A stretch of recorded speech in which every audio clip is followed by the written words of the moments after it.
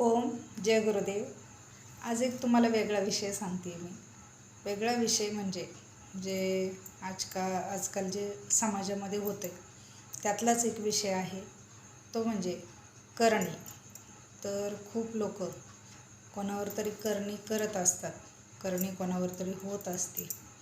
ही गोष्ट खरी आहे आणि आत्ता पण ह्या गोष्टी आहेत आणि समाजामध्ये खूप लोक ह्याचा प्रयोग करतात. पण त्यांना त्याचा पुढं काय होणार आहे हे त्यांना माहिती नसतं. ते म्हणतात ना, ह्याचा अंजाम कोणाला माहिती नसतो. म्हणजे ह्याचा परिणाम त्यांच्यावर काय होणार आहे हे कोणाला माहिती नसतं. कोणाचं तरी बघवत नाही म्हणून तो मनुष्य किंवा काहीतरी किरकोळ कारणावरनं कोणाशी वाद झाला किंवा जर एखादा माणूस जर त्यांना कोणाला तरी काहीतरी बोलला आणि कोणाची तरी काहीतरी कारणावरनं एकमेकाशी काहीतरी बोलण्यात काहीतरी वाद होत असतात.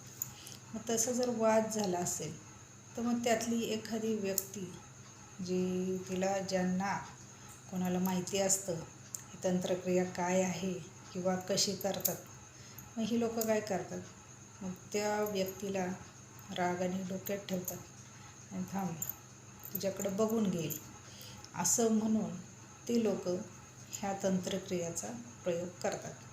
मग तंत्रक्रिया ज्या वेळेला त्या व्यक्तीवर ही लोक करतात त्यांना खूप आनंद होतो की चला आता बघू हे काय करणार आहे ना, किंवा हा काय करणार आहे. हे दोघांसाठी आलं, स्त्री आणि पुरुष दोघांमध्ये पण हे होऊ शकतं. तर मग हा काय करणार किंवा ही काय करणार आता बघून घेणार आहे यांच्याकडं. हा असं जे कोणी करणी करणार आहे त्या व्यक्तीच्या डोक्यात ते येतं आणि मग त्यांना माहिती असतं कुठं काय करतात. हे अघोरी विद्याचा प्रकार आहे. ते लोक काय करतात, जातात आपलं काहीतरी कोणावर तरी तंत्रक्रिया करायची. मग तंत्रक्रिया करण्यासाठी केली तर मग ज्याच्यावर केली त्याच्यावर काय प्रयोग होतो, म्हणजे त्याचा परिणाम काय होतो त्याला. तर मग त्या व्यक्तीला काय होतं, त्याचं जे दिनचर्या असते ती सगळी विस्कळीत होऊन जाते. दिनचर्या म्हणजे ते जे काम करत असतात ते कामाचं सगळं त्यांचं रुटीन बिघडून जातं. ते नेहमीचा जो टायमिंग असतो तो बिघडून जातो. त्यांचं खाण्यापिण्याच्या वेळा किंवा काम करायचं टायमिंग, कामाला जाण्याचा टायमिंग, येण्याचा, सगळ्या गोष्टींवर त्याचा परिणाम होतो. मग त्या व्यक्तीला कळत नाही. मग काही दिवसांनी त्यांना दुखणे चालू होतात आणि त्या व्यक्तीला हे कळत नसतं की आपलं काय चाललं आहे. तो असा स्वतःमध्ये गुंतून जातो की त्याला ते जग कुठं चाललं आहे आणि आपण कुठं चाललो आहे हे त्या व्यक्तीला कळत नसतं. ती व्यक्ती त्या वेगळ्याच दुनियेत वावरत असते आणि तिथं फक्त त्या दुनियामध्ये अंधार आणि तिरस्कार आणि राग निर्माण होतो त्या व्यक्तीमध्ये. मग त्या व्यक्तीला कुणीही आपलं दिसत नाही.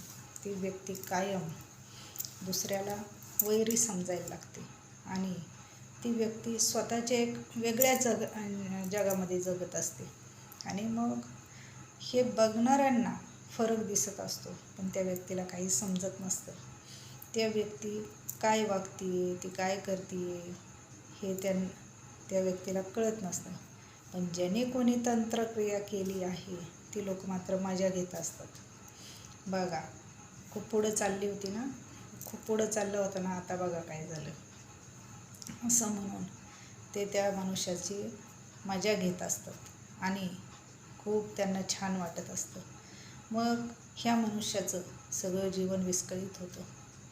असं करून जर ज्याच्यावर कोणावर जर दैवी शक्तीचा थोडासा जरी आशीर्वाद असेल तर तो माणूस ह्याच्यातनं वाचू शकतो आणि ज्याच्यावर काहीच नाही तो माणूस ह्याच्यातनं वाचू शकत नाही. मग ते असं पडून आपले जातात.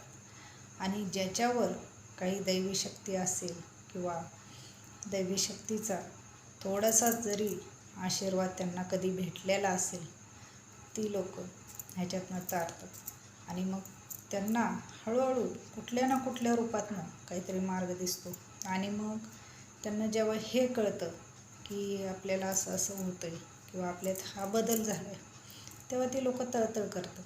मग ती तळतळ ज्यांना कळत असेल त्यांची पण तळतळ लागते, ज्यांना कळलं नसेल त्यांची पण तळतळ ही जे व्यक्तीने तंत्रक्रिया केली, करणी केली त्या लोकांना लागत असते.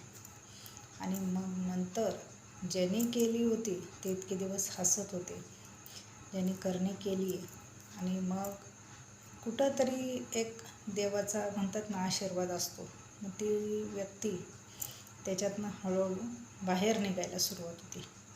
आणि तेव्हा जेव्हा ती व्यक्ती जरा थोडीशी जागेवर येईल तेव्हा त्यांना कळतं की माझ्यावर असं असं तंत्रक्रिया झालेली आहे. हे तर कळतंच, काही दिवसांनी कोणीतरी सांगतं काहीतरी होतं, झालं. त्यानंतर ह्या व्यक्तीवर अशी वाईट वेळ येते, त्यांच्या वंश वाढू शकत नाही आणि त्यांच्या 7 पिढ्यांना त्याचं दुःख भोगावं लागतं. घरातली ज्यांनी कोणी केलं असेल त्यांच्या घरातले एका व्यक्तीने जरी केलेलं असेल तर त्याचं भोग अख्ख्या त्यांच्या खानदानाला भोगावे लागतात आणि हे एकाच नाही तर 7 पिढ्यांपर्यंत हा त्रास होतो. जर तुम्ही खूप मोठी एखाद्याचं जर जीवन पूर्ण विस्कळीत झालं असेल आणि एवढी मोठी जर तुम्ही तळतळ घेतली असेल तर तेवढंच त्याच्या कितीतरी पटीने ते ज्यांनी केलं होतं त्यांच्याकडे जातं आणि ह्या एका मनुष्याला जेवढं दुःख झालं होतं त्याच्या 1000 पटीने दुःख त्या अख्ख्या त्यांच्या कुटुंबाला, त्यांच्या अख्ख्या खानदानाला भोगावं लागतं. मग तुम्ही विचार करा, हे काय भेटलं ह्याच्यातून? परमेश्वराने आपल्याला आज हे जीवन दिले, आज मनुष्य बनवलं, कशासाठी? आज ह्याच्यातनं सुखी राहणं, स्वतःचं बघणं.